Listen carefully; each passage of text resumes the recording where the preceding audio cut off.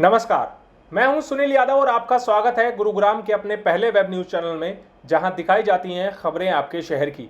आप लोगों के लिए हम एक स्पेशल कार्यक्रम लेकर आए हैं, गुरुग्राम खबरें सुपरफास्ट, जिसमें हम आपको बताएंगे दिन भर की बड़ी खबरें कि गुरुग्राम में क्या क्या हलचलें हुई। तो चलिए शुरुआत करते हैं गुरुग्राम खबरें सुपरफास्ट।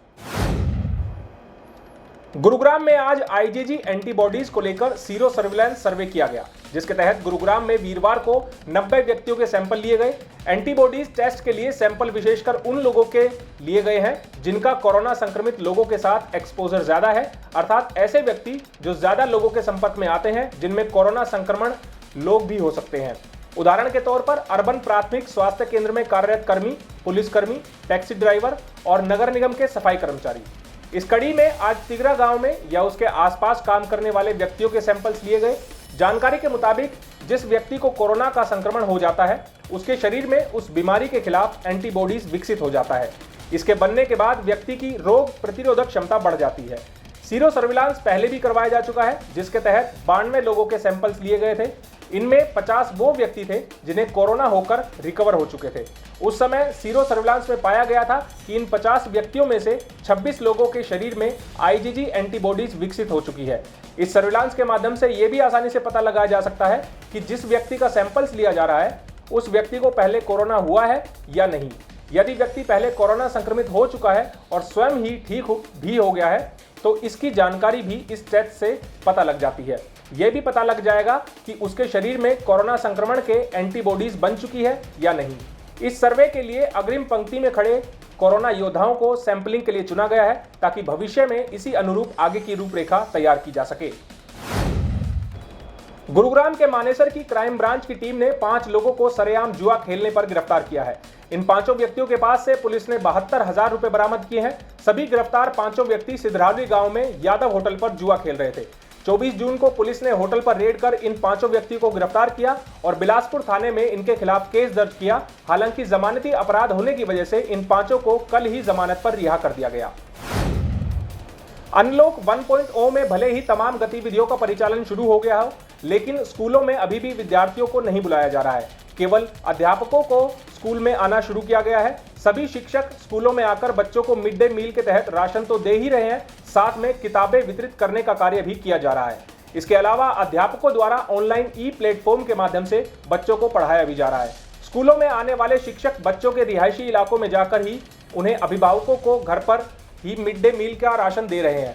बच्चों को राशन के साथ हैंड वॉश आदि भी उपलब्ध कराए जा रहे हैं। वहीं दूसरी तरफ स्कूल बंद होने के कारण उनकी शिक्षा पर कोई प्रतिकूल प्रभाव ना पड़े, इसके लिए स्कूलों द्वारा लगातार ऑनलाइन क्लास लगाई जा रही हैं।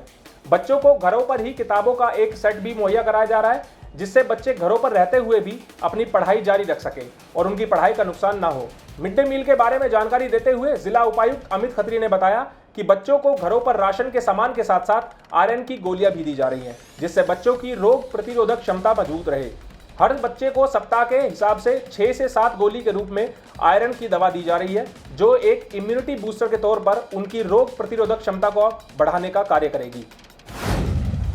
26 जून को इंटरनेशनल एंटी ड्रग डे मनाया जाता है। इस मौके पर गुरुग्राम पुलिस 21 जून से 26 जून तक एक खास अवेयरनेस कार्यक्रम चला रही है, जिसके तहत पुलिस अलग अलग माध्यमों से लोगों को जागरूक करने का काम कर रही है और लोगों से अपील कर रही है कि किसी भी प्रकार के नशे का इस्तेमाल नहीं करना चाहिए और ना ही इसकी स्मगलिंग करनी चाहिए। साथ ही गुरुग्राम पुलिस जागरूकता अभियान के तहत लोगों से अपील भी कर रही है कि नशे की लत को छोड़े और दूसरों को भी इसे छोड़ने के लिए प्रेरित करें। 23 जून को बादशाहपुर कस्बे के केनरा बैंक के एटीएम लूट मामले में गुरुग्राम पुलिस को बड़ी सफलता हाथ लगी है। पुलिस ने 48 घंटों के अंदर ही मामले को सुलझाते हुए पलवल के रहने वाले 2 व्यक्तियों को गिरफ्तार किया है, जिनमें से एक सेना का जवान है जो कि सेना में पिछले 11 साल से नौकरी कर रहा है। पुलिस के मुताबिक इस एटीएम में चोरी पलवल जिले के रहने वाले प्रवीण और राहुल ने की थी। प्रवीण जाट रेजिमेंट में सेना का जवान है, जिसकी कश्मीर में पोस्टिंग है। प्रवीण 8 मार्च को 15 दिनों की छुट्टी आया था, लेकिन लॉकडाउन होने की वजह से वो वापस ड्यूटी पर नहीं जा सका। पुलिस से मिली जानकारी के अनुसार प्रवीण ने शेयर मार्केट में 30 लाख रुपए इन्वेस्ट किए थे, जिसकी वजह से वो कर्ज में डूब गया और कर्जा उतारने के लिए उसने अपने साथी राहुल के साथ मिलकर एटीएम लूट की वारदात को अंजाम दिया। बादशाहपुर पुलिस थाने की टीम करीब 150 सीसीटीवी फुटेज खंगालती रही, जिसके बाद दोनों आरोपियों की पहचान हो पाई। और इनको गिरफ्तार किया जा सका। आपको बता दें कि 23 जून की रात करीब 10 बजे दो लोगों ने केनरा बैंक के एटीएम को लूट लिया था, जिसमें 1,29,500 रुपए थे। गुरुग्राम के सरकारी अस्पताल में वीरवार को सर्व कर्मचारी संघ द्वारा आयोजित एक धरने प्रदर्शन में सैकड़ों कर्मचारियों ने हिस्सा लिया और ठेकेदारी प्रथा को खत्म करने की मांग करते हुए गुरुग्राम के डीसी को एक ज्ञापन सौंपा। धरने में कोरोना काल में फ्रंट लाइन बनकर लड़े एनएचएम के कर्मचारी, आशा वर्कर्स समेत सैकड़ों कर्मचारी शामिल थे, जिनकी मांग है कि उनको कोविड-19 के इस महामारी के दौर में प्रॉपर सुरक्षा उपकरण दिए जाए, साथ ही समय पर उनको वेतन भी दिया जाए। कर्मचारियों की मांग है कि मेडिकल सुविधाओं का निजीकरण न करते हुए ठेकेदारी प्रथा को खत्म किया जाना चाहिए। गुरुग्राम के डीसी ने जानकारी दी है कि गुरुग्राम में आरोग्य सेतु मोबाइल ऐप को लेकर लोगों में जागरूकता बढ़ रही है। अब तक पूरे जिले में 14,12,727 लोगों ने अपने मोबाइल फोन में इस ऐप को डाउनलोड किया है, जो कि उनकी जागरूकता को दर्शाता है।